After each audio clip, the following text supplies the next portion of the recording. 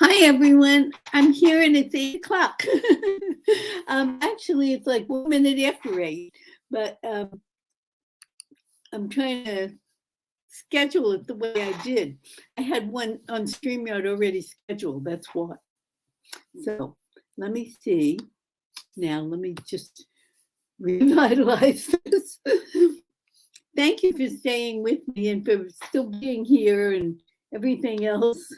Okay. Now,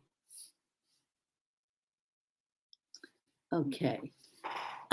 If you're still here, just do me a favor and comment so I know that I'm coming across and everyone is hearing me. Let's see. Okay.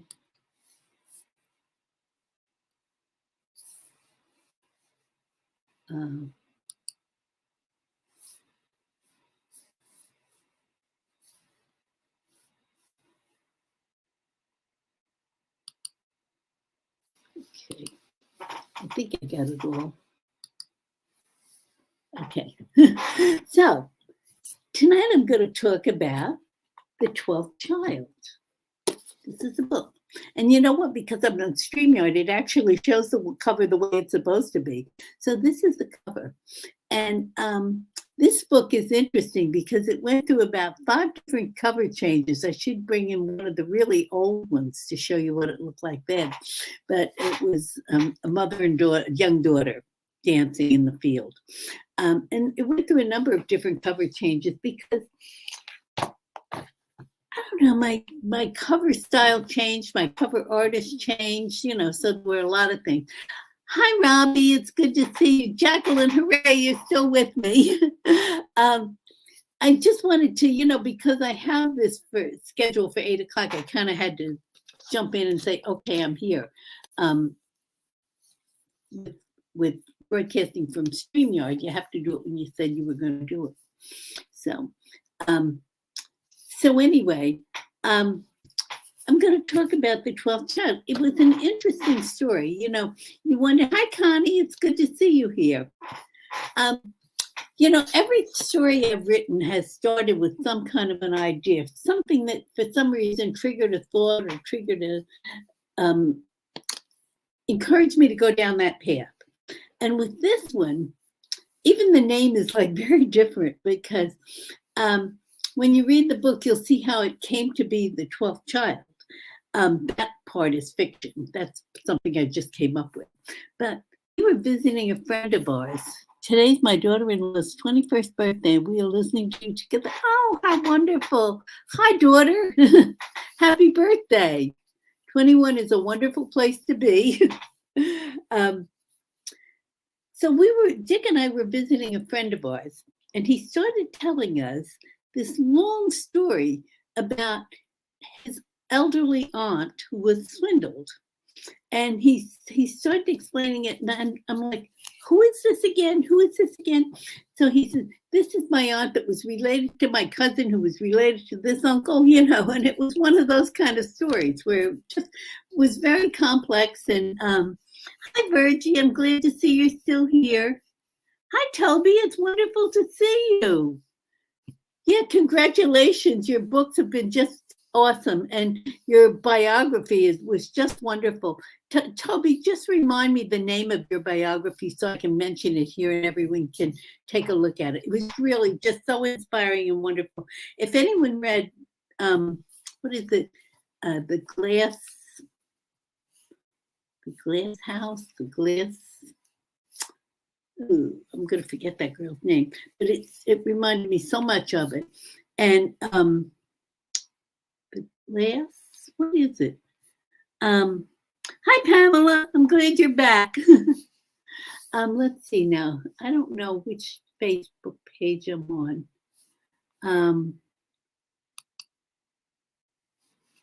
Let's see if I'm on my author page.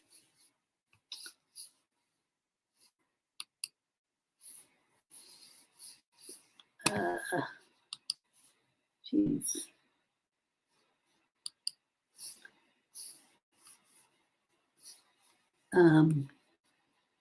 I'm seeing everybody. Oh, okay. This is my author page. Okay.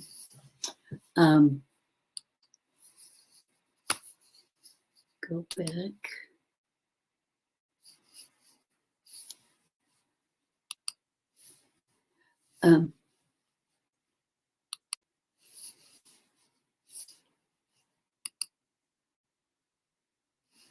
Just bear with me a second. I'm trying to get things.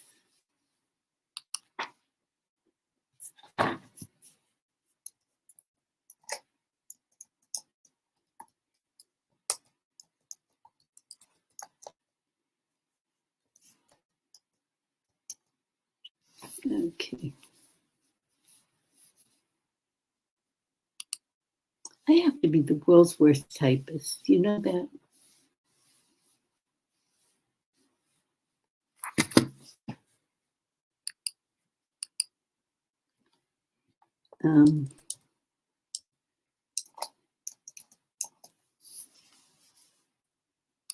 Okay, now I got it. Okay. So we were visiting this guy, and he's telling us this really long story of the aunt that was swindled and everything else, and and how it was the neighbor that swindled her, and he took over as her conservator, and she was getting up in years, and she was having trouble with, I guess, negotiating the challenges of life, and he took over for her and said, I'll help you out and I'll take care of all these things and everything. And oh, thank you, Elaine. She said she got the book pre-ordered. Some of these are showing up on here and they're not showing up on here. Bonnie says she has me on author page. I think that's it. Okay. Nope, that's not it. So he told us the whole story, and his aunt really was swindled. And what happened was they took the guy after the aunt died, and she was penniless at that point. He had just taken every cent that she had. And after she died, the family came and they sued the guy and took him to court. And the court found out that he had to give the money back. He had swindled her out of a whole lot of money. And I think I don't know that he had to give every cent back, but he had to give a substantial amount of the money back. And let's see. No, I keep getting the old one. I don't know. I'm getting it on here. I'm just not getting it on Facebook, and I want to see the comments so I can, let's see. Now I'm on author page. Okay, this is the right one. Hooray. Okay. Let's see, Toby didn't tell me yet the title of her book. Her book is wonderful. It's an autobiography. That's why I wanted to get it. And it's so true to her life because I know Toby. Pamela said, I have you on another page. Bonnie Dell, hi, Bonnie. It's good to see you. And Layla, hi, how are you? It's good to see you. So he told us this long story about his aunt being swindled and everything. And the aunt really was swindled. And the family took her to court. But there was a big family involved. There was all kinds of cousins and aunts and uncles and everything. And they took the guy that swindled their aunt to court, and he ultimately had to pay. Hi, Sandra. It's good to see you. He ultimately had to pay back a lot of the money that he had swindled from her. So when he finished telling us, it was such a long and rolling over convoluted story, about the cousins and the aunts and how they, he said, we didn't get much, but after it was divided up among the family, they didn't get much from the money that he had to pay back, but they did get something. So I thought that's really an interesting story. But what if it happened the other way around? What if people thought the aunt was swindled, but she really wasn't swindled? Or people thought the older woman was swindled, but she wasn't really swindled. And that was kind of the basis of when I wrote the 12th child. And it turned out so wonderful. Honestly, I was so thrilled with it. And I was thrilled when it hit the USA Today bestseller list. 3 of my books have made that. And that's quite a badge of honor, especially that, a lot of authors have done group books where you get 10 books for 99 cents or something. And those have hit the USA Today bestseller list. For those of you who didn't see it earlier, this is the 12th child. This is reversed from the way my phone broadcasts. But all 3 of these books actually hit the USA Today bestseller list as singles. So I was really, Hi, Sandra. No, you know what? I had a hard time getting this thing straightened out, and it wasn't showing me the comments at all. So thank you. I'm glad to see you here. I'm hoping that people got the message and everything. I don't know. Overall, for those of you who are here, is Sunday night a good time? I never know when is the best time to actually go live, when people are available. Is it easier to be available during the week or weekend or night or afternoon? I mean, I could do it almost any time, So really, I try to make it so that it's most convenient for my followers. So I know the people in the UK, 8 o'clock is not a real good time because it's I think about 1 o'clock in the morning there, and Sue comes on sometimes, and she's so sweet to stay up and join me, but it's really late for her. So when I wrote The 12th Child, I wrote it with that thought in mind, best for me on Sunday night, Sandra said. Okay. I always thought Sunday, Virgie said Sunday night is good too. Oh, okay. Everyone is saying this is a pretty good time. I'm available most nights, and I'll tell you, Dick can always find a game or something to watch, so he doesn't get that bored, So when I wrote this, I really enjoyed writing it because it looked at the same story in a different way. And what I'm going to read for you tonight, it's so many good passages. I'll tell you, I was really torn as to which one I wanted to read. Hold on 1 minute now. Just going to go over here to where. Okay. This is the part where it goes to the early part of the story. And eventually the story moves forward. And it starts with the older woman telling something, and then the story moves back in time and moves forward from that point. And this is where it has moved back in time. In the spring of 1912, Livonia Lanigan's body grew round and firm.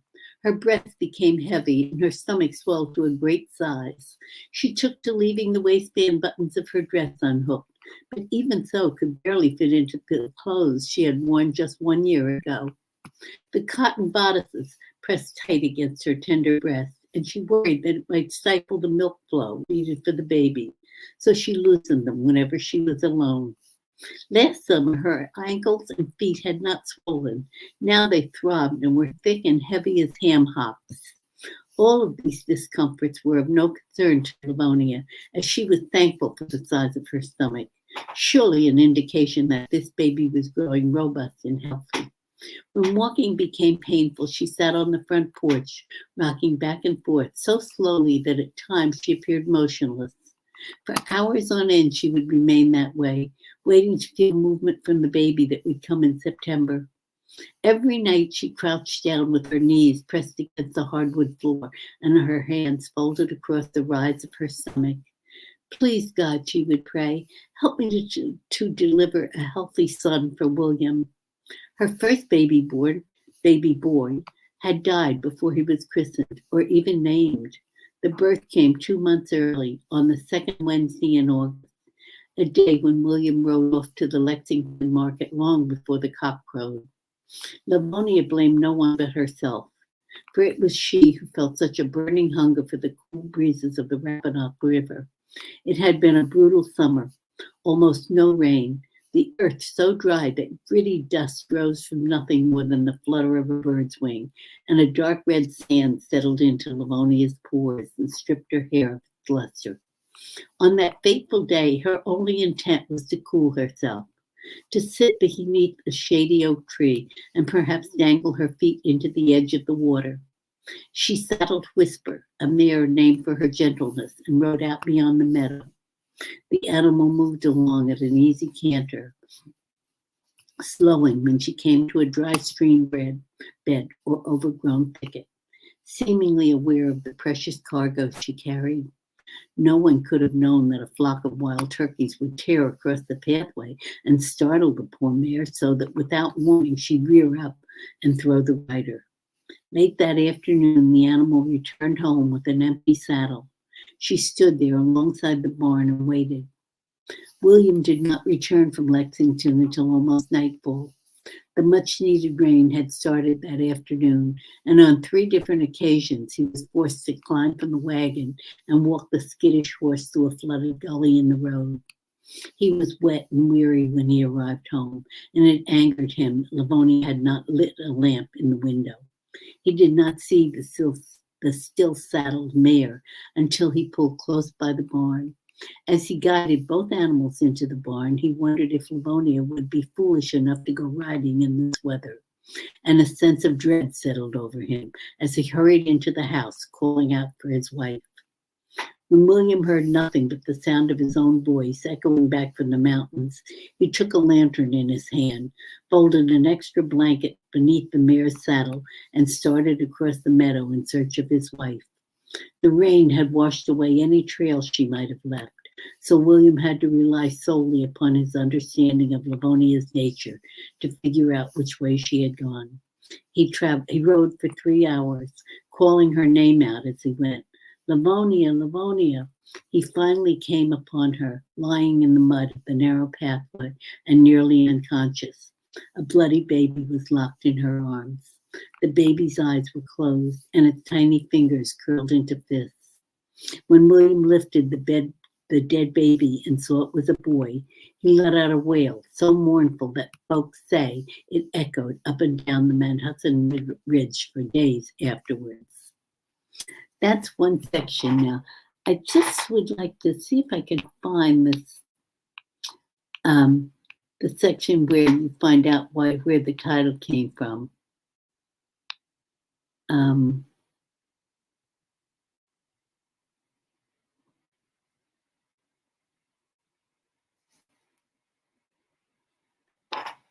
Bear with me.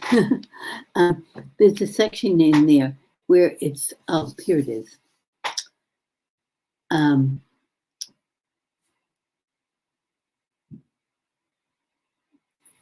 That was her first baby. Then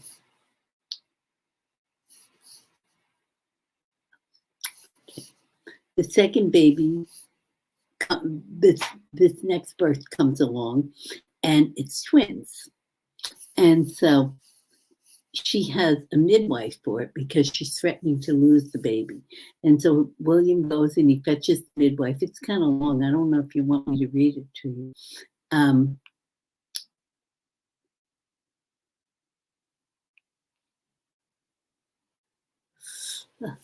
Okay.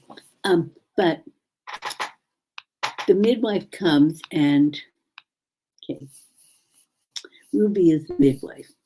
This is it, hun. Ruby grinned an almost toothless smile. That baby's coming. Before noontime, he'll be suckling at your breast. But hour after hour passed, and it was almost dinner time before the first baby arrived. A boy, small in size but healthy and squalling. The sky had turned to an ominous black before the second baby was born. This one a girl, smaller than the boy but healthy. The father is a farmer, so naturally he wants boys. Ruby called out to the barn for William to come. You got yourself a healthy boy, she said, handing him the first baby. Matter of fact, you got 2 babies. Both boys? No, the second one's a girl, a mite small, but healthy enough. Oh, William answered, then walked away with the boy in his arms and did not turn back to see the second baby. William, he said aloud. I'll name him William after myself and my father and his father before him. William Lanigan, the young master of what will one day be the finest farm in Shenandoah Valley. From her bed, Livonia could see William holding the boy baby in his arms. She cuddled the girl closer to her breast and whispered, It's okay, sweetheart. Don't worry. Your papa's going to love you too. He just needs time. Livonia wanted to believe her own words, but thoughts of William's behavior kept her from sleep. Late that night, after both babies had been tucked into the same cradle, she heard someone moving about the parlor. She knew who it was by the shuffle of heavy boots. The footsteps stopped for a moment, then a flicker of light came from the doorway. The lamp had been lit. William never liked to sit in the parlor, so why would he do it in the middle of the night? Curious, Livonia climbed from the bed and tiptoed into the hallway. She remained back in the shadows where she could not be seen. She watched as William took a key from the top ledge of his grandfather's secretary, unlocked the cabinet door, and removed a large black book. He then lowered the writing shelf and took a pen in his hand. For a long moment he sat there, leafing through the pages and shaking his head in the most sorrowful way. He paused for a moment, wiped his hand across his eyes, then started to write. After only a few strokes of the pen, he replaced the book, closed the cabinet door. Livonia slipped back into bed before she was discovered. The next morning, William rode off to the fields as he did every day, and Ruby readied herself to leave. You take care of that little girl, the old woman told Livonia. Then Mister will see to the boy, but that sweet little thing is going to have a hard time of it. I can feel it in my bones. He'll come to love her too, Livonia answered. He just needs time. Mind my words, Missy. That little girl needs to know she's loved because she's going to walk a mighty rocky road. I know these things. I got a sense of the future. I see things most people won't never see. Ruby pulled a tiny leather pouch from her pocket. It was cracked and weathered, but wound tight with a yellow tie. You put this under her pillow every night. She'll grow strong, able to get by no matter what meanness comes her way. She placed the gift in the palm of Livonia's hand. Don't undo the tie and don't tell nobody you got it. What's inside? Courage. It came from the heart of a she-wolf. Ruby hoisted herself astride the mule and started down the road. Only once did she stop and call back. Mind my words, Missy. Mind my words. The old woman with her scrawny legs hooked around the belly of the gray mule, then disappeared around the bend. For a few minutes, Livonia stood there, letting Ruby's words take root in her heart. Then, before the trail of red dust settled, she started down the road after the old woman. Wait, Ruby, she called out. But by the time she reached the bend, the old woman was gone. Please, please don't go, Livonia sobbed, but her words were swallowed by the mountain mist, and she was left with only the sound of a frail echo. Livonia returned to the house and lifted the smallest baby from the cradle. You're our precious baby girl, she cooed. Of course your papa's going to love you. He just had his mind set on a boy. Give him time, honey. Just give him time. During the laziest part of the afternoon, after William had eaten his midday meal and returned to the fields, after the babies were fed and sound asleep, Livonia's thoughts returned to the book she had seen William worrying over. She carried a kitchen chair into the parlor, climbed up on it, and felt along the top ledge of the secretary. The key was on the back edge. She unlocked the cabinet doors and took a large black book from the top shelf. It was the Lanigan Family Bible. On the first page was a handwritten notation. William Matthew Lanigan, born September 1824, died January 1879. Married to Hester Louise Julie, March 1842. Sired 3 sons. William John Lanigan, born 1876. Joseph John Lanigan, born September 1857, died August 1883. Samuel John Lanigan, born July 1859, died October. This was the Lanigan family Bible. Why, Livonia wondered, would William feel the need to lock it away? For a moment, she was saddened by the thought that both of his brothers had died in the prime of their life. Neither of her babies would ever know them, while Livonia herself was not yet born the year they died. She thanked the Lord God Almighty that her William had been spared. Then she moved on to the next page. Margaret Louise, born William John Lanigan, June 1876, married Bertha Abernathy, mother of Margaret Louise, born 1877, two girl babies, born 1878, one at birth, two more girl babies, born June 1879. William Matthew, born August 1880, died Christmas Eve. A girl baby, born September 1881. Bertha Abernathy Lanigan died in childbirth September 1881. Livonia could hardly believe what she read. William had said nothing about this marriage, nor had he ever spoken a word about those children. Girl babies, not even a name for most of them. Where were they now? What happened to them after their mother died? Livonia's hands trembled as she turned to the next page. William John Lanigan, July 1882, married second wife, Lucy Maud Perkins. William Matthew, born 1884, died February 1885. William Matthew? Livonia flipped back to the previous page and traced her finger along the line marked William Matthew. The first boy was dead. Now here, a year later, William gave the second boy the exact same name. Good Lord, she thought, how must he have been hurting? She turned back to where she left off. Lucy Clare, born January 1886. Girl baby, born July 1888. Lucy Maud Lanigan, died January 1, 1900. Livonia heard one of her babies whimpering, so she went to pick it up. How could this be, she asked herself. So many children, so few of them named. Where would they have gone to? She had lived in this house for the past 3 years and not once seen a trace of those children. No pictures, no storybooks, no packed away baby clothes, nothing. Then Livonia remembered how William had gone up into the hayloft and returned with a good-sized cradle, a cradle made from the wood of apple trees that had grown right here on the Lanigan farm. She knew that for a fact because William had told her so. Her own baby girl was sleeping quietly at the lower end of the cradle, where Ruby's gift was tucked under the quilted pad. It was the baby boy who was fussing. She picked the baby up and held him in her arms as she returned to the open page of the Lanigan family Bible. Livonia sat down and counted up the children. William had fathered 9 before he married her. 7 girls and 2 boys. She turned to the next page where there was only a sparse bit of writing at the very top of the page. William John Lanigan, May 1903, married third wife, Betsy Lee Thurston. Betsy died childless, August 1909. The remainder of the page was blank. Livonia's name was at the top of the following page. William John Lanigan, April 1910, married fourth wife, Livonia Goodwin. A baby boy born August, died at birth. William Matthew, born August 1912.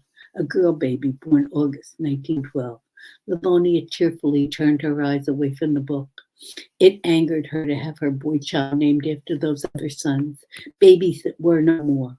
He was not a substitute child. He was a special gift from God, a strong and healthy boy, a child who would live to till the land as William did. Livonia knew she could do nothing about young William's name, but her precious girl deserved to have a name alongside of that boy, a name written onto this page of their father's family Bible. A girl's name penned in blue ink, as was the boy's. Livonia picked up William's pen and dipped it into the inkwell. She scratched the line through the words girl baby and wrote Abigail Ann, the name of her own mother. She would allow that the boy be named William Matthew, but the girl would be known as Abigail Ann Lanigan. Livonia closed the Bible and replaced the key on the top ledge. As she moved William Matthew to her breast, she thought back on Ruby's words. The baby girl will walk a rocky road. No, Livonia vowed, as long as there is breath in my body, no harm will come to either of my precious babies. William Matthew, she whispered, and sweet Abigail Ann. So that's from 12th Child. And that one was taken. Does anyone have any questions? I'm going to jump back to the Facebook page now. I was reading from a page, a word page. Let's see. I'm going to go back. Okay. I'm kind of catching up the thread. I'm finding life hard. I read from my Bible. I have a bipolar from the UK. Hi, Stephen. Oh, sorry to hear that. No, don't. You can't hide. You can't do that, Stephen, on here. I can't. You'll have to do your own. I'm sorry. So just don't. No one is to send money. That's not. I haven't endorsed that. So, I'm just hopefully. I'm just hiding his message. Hi, Diane. It's good to see you from Montana. All right. And Virgie, thank you. I hope you enjoyed it. Yeah, it was such a good book, honestly, just really suspenseful in so many ways. And what it was based on is, up in the country in the South, when they had all farms, and this was a poor farming community that he was in, as you'll hear later in the book and everything. And people, they really wanted boy babies because the whole goal was to have other men to work the farm with him. So that's why he was so in favor of having boy babies. And the book is the story of Abigail Ann Lanigan's life. So it's very interesting. Her mom is an awesome woman for that time. She was way ahead of her time, let me tell you. Oh, Connie, you said you're from South Carolina. Oh, thank you. Yeah, I think you'll enjoy the 12th Child. Oh, Connie, if you order the 12th Child, be sure to get Previously Loved Treasures. It is the second book that follows the 12th Child. And the funniest thing is, and this is a great story, the funniest thing, when I was looking at the 12th Child was originally printed by a Publish America company, which is, the reason that was lower getting out to the mass market was because I had written that earlier, but I submitted it to this publisher. They ended up buying the book, and I had to sign a 7-year contract. So when I did, I had say over the creative, I had input on the cover, and I could say, whatever yes or no on the edits that I wanted. And, but I had no say at all on pricing. So when the book came out, they had the paperback price. This was before ebooks were out or popular. It might have just been on the far horizon, but there was no real market for them. So when I signed my contract, it was for paper books, all paper and hardcover and everything, all paper print. And it was a 7-year contract. So they put the paperback out and they priced it at $14.95. And I thought, gee, that's kind of high. You look at Stephen King and Dean Koontz was selling books for a comparable price at that point. Theirs might have been $12.95 or $13.95.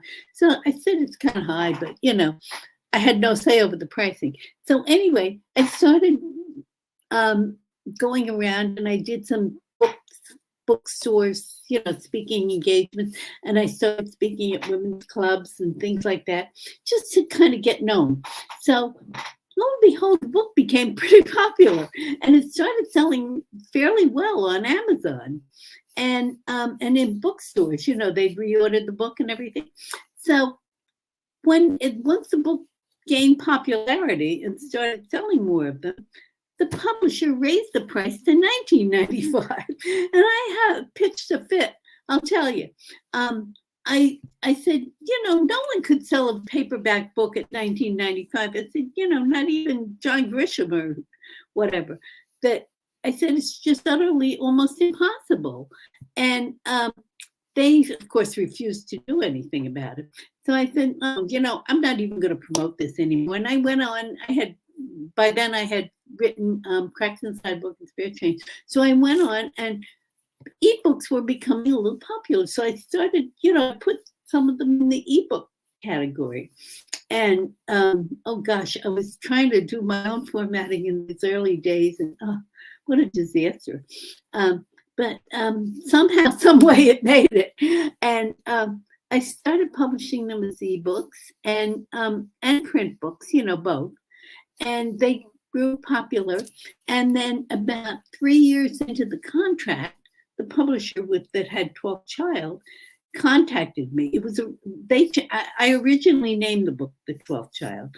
They changed it and said, we want to do Girl Child because it sounds, I don't know why, for whatever reason, but they changed it. So they wanted to do it as an ebook. And I said, no, because, you overprice the print book, and I can't do that to my followers, You overprice the ebook, so why would I come back and let you take the ebook? You overprice the print book, so why would I come back and let you have the ebook? And you just knew ahead of time they were going to overprice that as well. So I refused to give them the rights to the ebook. And in turn, they said, well, if you don't want to give us the rights to the ebook as well, then you can buy out your contract if you want. So I said, fabulous. That's what I'll do. I'll buy out my contract. So I did. I bought out the contract, and then I had the rights to the book. So that's when I then published it. Got an itch. I then published it and moved ahead from that point. So it's funny. It was actually the earlier book, and it had won awards at that point. It was the first book that ever won an award. It won a first place award in the National League of Women Writers Association, which is a group out of Washington, for professional writers. And so that was kind of what gave me the impetus, and I republished it under the title that I wanted to use in the first place. So that book has a history to it. I hope everyone enjoyed the reading from it. Any questions? Does anyone have any questions on it? I'm trying to see if this is broadcasting on my Facebook page as well. Okay. Let me just try this. Trying to see if this. Oh, I see Donna. Oh, a few more comments. Okay, see, I'm not getting these comments in here. Hi, Donna Pizzaro. Thank you. It's actually it's up and you can pre-order it now. Beyond Betrayal.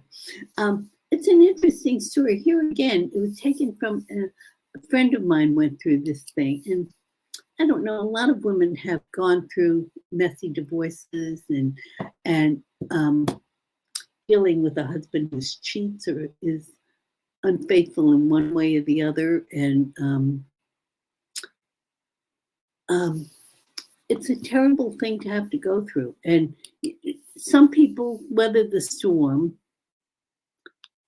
reasonably well. Esther said, I've just pre-ordered Beyond Betrayal. Also recommend Perilous Journey by Peyton Lewis. Oh, thank you, guys, with you, because reading is my favorite hobby besides gardening. Oh, it's my pleasure, Esther. It's such a delight to have people here and joining the conversation. Does anyone have any questions, by the way, before I move on? It took a long time to get this book that's coming out in June. And the reason why, it's very emotionally taunt. And in it, there's a sailing scene that the girl who does my proofreading, I can't tell you, it goes through so many edits, it's not even funny. But and still, there's always some little thing that will slip through. either it's a tiny missing word or something like that, but you're reading what you think you wrote, so your eye doesn't see it. But this one, there's a sailing scene in there, and that actually was taken from my own life. Not so much that we got caught in a storm, but my sister and I went out. My sister had a sailboat. My sister and her husband had a sailboat, and she and I went over there over to the boatyard for a girls' weekend, and it turned a little bit disastrous because poor little Brandy, I had Brandy at the time, fell in the ocean, and it was late at night, and it was pitch dark. You couldn't see anything, and we had Jerry's my sister. Jerry and I had gone out to dinner, and we returned. We were sleeping on the boat, and we came back, and she had her dog, and I had Brandy with me. And so we came back, and we were going to take the dogs out for one last walk before we settled in for the night. And so I was on the dock, and she climbed down into the sailboat, and she lifts Brandy out first. Whoops, did I lose me? This looks like I'm losing something. Oh, okay, be right back. So for a minute, my screen went black here, but it doesn't look over here like I did lose me.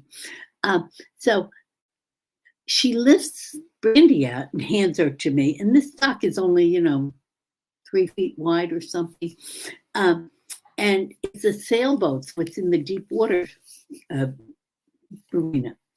So she hands Brandy out. I take Brandy, and she's a chub. Anyone who's ever seen a Bichon knows they're chubby little critters, and they love to eat. And Sugar is the same too. Only right now she's on strike, so we'll get to that in a minute.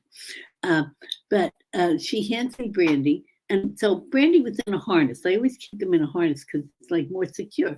So Brandy's in a harness. I sit her down. I've got the leash wrapped around my wrist, so she can't go anywhere. I thought she couldn't go anywhere. And I reach over to get Nikki, my sister's dog, to sit her down. Then my sister was going to get out of the boat. So as I'm reaching down, Brandy, I guess, felt crowded. And she backed up and went off the dock. Now, I've got her in the harness, and I'm holding on to it, and I'm trying to pull her up. She's so chubby that her little fat butt slipped right out of that harness, boom, like that, and into the water. So I guess I was thinking of how I felt when I thought she was in danger, and I jumped in. I'm not a very good swimmer, I gotta tell you. I'm really not. And but it didn't stop me. I'll tell you, when you love somebody, everything else goes out the window. So I jumped in the water and went after her, and I got her, because it was so dark. I mean, if she got under the dock or something, I'd never get her. I mean, you just wouldn't be able to because it was pitch dark and there are no lights out there. So I get her, and I swim over to where there's a piling, and I hold on to the piling and say, because I can't get up this is deep water and the pier is up here. And so my sister says, wait, I'm going to get the guy next door. He lives on the ship and he's a diver. So she runs over there. And meanwhile, I've got Brandy in my arms, and one arm hooked around the piling and my legs hooked around the piling. And I had shorts on because it was summertime. And so the guy comes running over and he says, swim down here. The ladder's here and you can get up. So I swim down. It was only about 5 feet, but if you don't know it's there, it doesn't help you.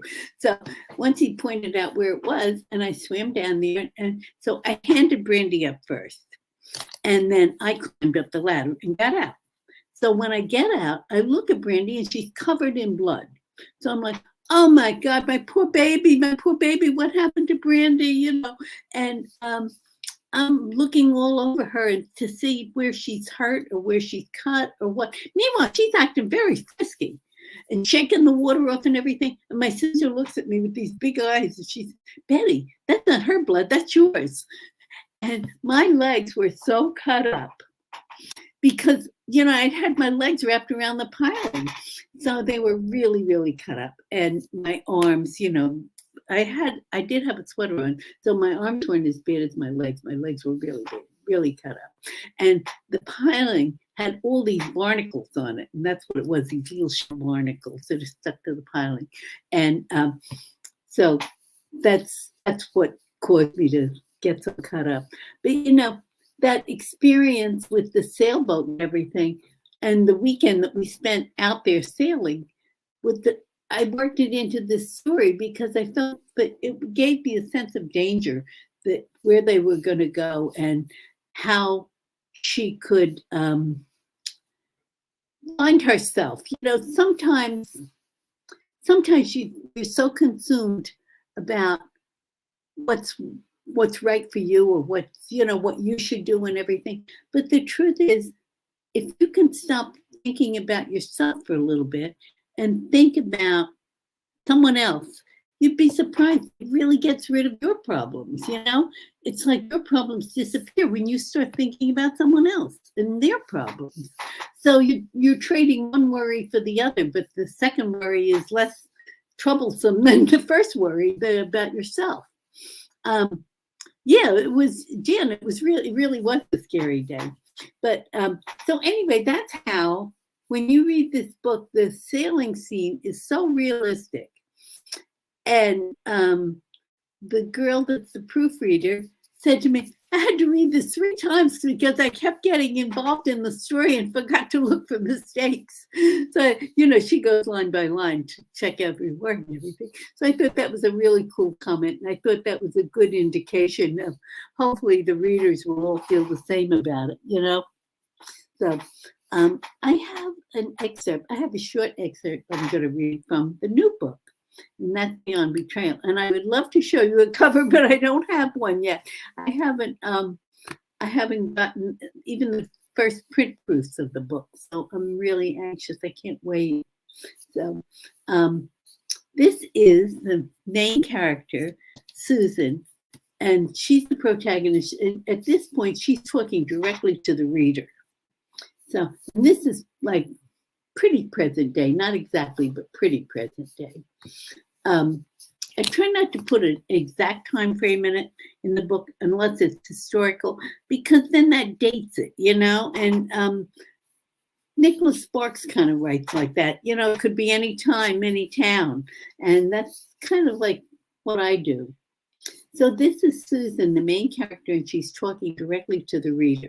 And this is after she's discovered, about her husband and everything. So, and he was cheating on her, but he died before she could confront him about it, before she even found out. So she says, yes, I've been drinking, but I have good reason to do so. What would you do if you found out your husband not only cheated on you, but started a new family for himself, and was probably laughing out both sides of his face at the moronic wife who didn't suspect? Well, what would you do? Blanche means well, but she can't fix this. Nobody can. It's a disgusting secret that I have to live with. Right now, I'm so full of anger that I could explode. I detest Kyle for cheating on me, and Sylvia for standing there, right there with her belly in my face. But most of all, I hate myself for being such a fool. Blanche was right. I shouldn't have gone there, but I did. Worst of all, I went back a second time. Stupid me. I thought I was doing the right thing, offering that baby a college education. But Sylvia slammed the door in my face. She accused me of trying to buy my way into her child's life. Of course, I denied it. But later on, I realized that's exactly what I was trying to do. It's what a crazy person does, thinking they can hold on to some tiny little piece of their dead husband. When you reach that point of crazy, you start to drink. Not because it tastes good or relaxes you, but because you're hoping it will numb the hurt in your heart. Sometimes it does, but only for a short while. Then you take a sleeping pill or two. But no matter how much you drink or how many pills you take, the truth remains there, taking over your brain, reminding you of what an idiot you are. The saddest part of this whole sordid mess is that I miss Kyle so much it hurts. I hate him, and I hate the things he's done, but in a sick sort of way, I still love him. I don't want to, but love isn't something you can turn off like a faucet. I try to tell myself, if he were still alive, we could work through this, find a way to go back to being as in love as we once were. But I doubt that's true. Right now, the only thing I want is to close my eyes and forget about everything. So I pour myself a drink, hoping I'll find some small measure of peace, or perhaps oblivion. So that's Susan talking to the reader. It's a very interesting story, and I think a lot of times, and I think a lot of women probably go through this, where they blame themselves for something that happens, or blame themselves for not being good enough, not being pretty enough, not being smart enough, And I think we all do that, and I think we're so hard on ourselves. Men don't do that way so much. It's mostly women that do that way, unfortunately. And this is a story about just such a woman, and she blames herself for the things that went wrong in her marriage. And it takes a while, and it takes several experiences before she learns that she's not at fault. She's not at fault, and she's a great person, and she's got a lot to give to the world. So I think that a lot of people will identify with Susan in that her disappointments, her hopes. She's always hoping for something that perhaps will never happen, and you'll be cheering at the end of the book when things finally work out for her, and she pulls it together. But Blanche is her friend. I read that, but didn't explain who Blanche was. So Blanche is her friend, and let's see,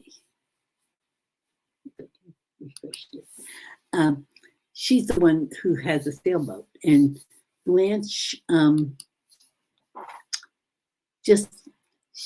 her sailboat is named Sweet Revenge, and we'll find out why in the book. So I hope everyone enjoyed that. Does anyone have any questions or anything before I leave? It's such a pleasant thing to be able to get here and chat with everyone again. Let's see. Yeah, I think I've answered all the questions. Any other questions that I haven't answered? If so, please feel free that you can write to me and message me on Facebook, and I'll be glad to get back to you if you have any questions. The new book, Beyond Betrayal, is available at Amazon as an ebook, and you can pre-order the print copy on my website, which is BetteLeeCrosby.com. So either place, wherever, I sell the print books mostly as an accommodation, but they come signed and everything. So it's been fun to be here. It's been fun to be here tonight, and I hope I didn't bore you to death with the long reading from 12th Child. It's such a good book. If you haven't read it, please do. I think you'll enjoy it. And right now it's on sale. Oh, Janet said, why is Sugar on strike? This is the funniest story. This dog is, I'll tell you, she's definitely got her own personality. A while back, she decided she didn't want to walk on tile, that she only wanted to walk on carpet. And when she got to the edge of the carpet, she would stand there and go, and me, being the loving mother that I am, I would go pick her up and carry her over and put her on the other carpet, because we have tile throughout the house, but we have carpets in every room, So it's kind of like she didn't want to go from one carpet to the next one. So I humored her. I picked her up, and, in time, the funny thing was, if you throw the ball and it bounces over on the tile, she'll run and get it. She forgets that she doesn't want to walk on tile. She'll run and get it. So that phase passed a little bit. Well, about 2 weeks ago, she was eating her crunchies, and she's always been so good about eating those lasting crunchies. And I keep her on those because they're really good for her teeth, and she's got super strong teeth for 10 years old, and she hasn't lost a tooth. And so she's standing at her bowl, looking in the bowl, and going, oh, that same old moan. And so I go over and I look in, and she has this little bowl that's in a stand.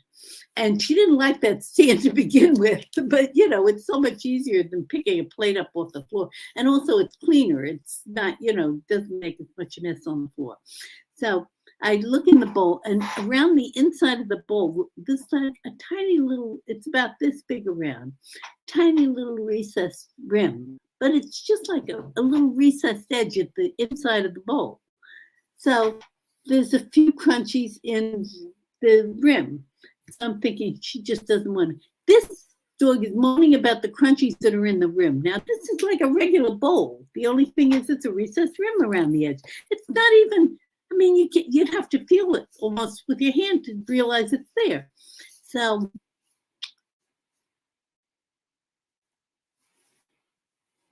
oh, thank you, Tim. I appreciate that. Tim said, I have a huge admiration for authors who can write many books and keep going. My reading mind interest. So she goes inside, so she's looking in this bowl and moaning. So I thought, well, maybe she really can't get to it. I humored this dog something fierce. So I dumped them into my hand and I held them out like this, and she ate them out of my hand. So that's fine. And, she does it every so often. It's fine. Well, then last week, or today, this past week, we had Cupcake with us. Cupcake is her little friend. I babysit for Cupcake when Jan goes away, and Jan babysits for Sugar when I go away. And so Cupcake was here. So Cupcake has some kind of a liver or kidney problem, and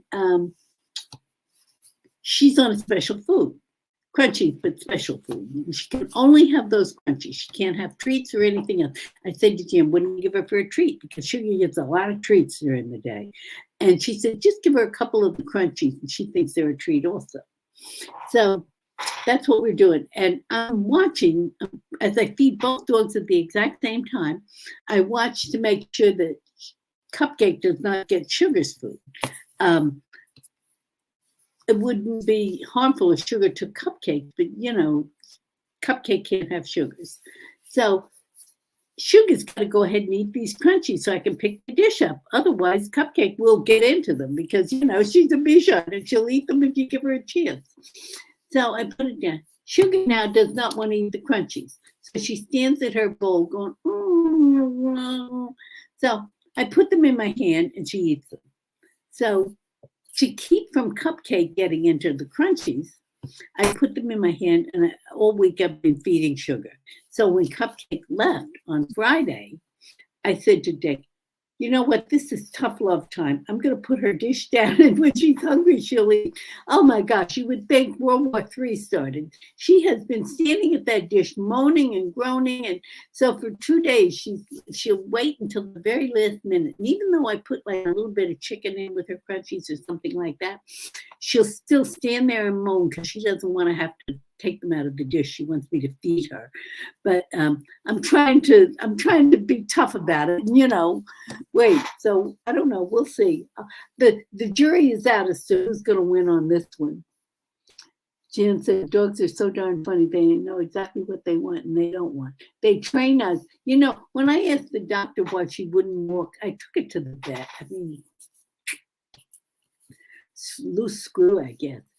I took it to the vet and asked her, is this possibly something wrong with her that she won't walk on the tile?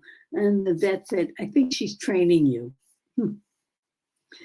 Yeah, Janet said, poor Sugar, she needs to train you better. I know. It's like, really, she's so funny. And if you get a chance, look at the picture of Sugar and Cupcake that I have on my Facebook page. It's so cute. They are such good buddies. But when it comes to food, if I put both bowls down, they'll change bowls and I can't trust that they'll absolutely do that because otherwise I would put Cupcake's food in Sugar's dish and Sugar's food in Cupcake's dish. But you can't, just when you think they're going to switch, they don't. So all I can do is stand there and watch it, make sure that Cupcake doesn't get it. Yeah, I know. Who will win? That's the biggest mystery, right? I hope everyone liked that excerpt from the new book. I really hope you like it. It was a long time coming, but I'm happy it's out there and will be out there soon. And I hope you like it. If you read it and you get a chance, please leave a review. They're so helpful for any of the books that you've read of mine. If you know what, even if the review just says, "I really like this book, it kept me interested," or I thought, yeah, Janet said, "My money is on sugar." My money too, Janet. But if you could just leave a review or a comment, or comment on your page that I read this and I really liked it, or whatever. Okay, it just helps me to spread the word. And it's been such a long time that I haven't been, so haven't been out here, so it's kind of slowed down a little bit. But hopefully, now that I'm back, I'll be seeing y'all more often. Okay. If there's no other questions, I'm going to say good night and wish everyone a pleasant evening. And thank you for coming. It was really fun. And I do hope, if you get a chance, please feel free to share the video on your page, or, send a friend over, to watch it. I'd love to. And it will be up there for replay. That's why I started the second one, so that whoever watches it doesn't have to sit through the whole, when we were just chatting on the beginning, So I'll say, thank you, Esther. Oh, good. I'm so glad. Thank you, Esther. I appreciate your support. So everybody, good night. Have a wonderful evening. Watch TV. Enjoy your evening. See you soon. Bye.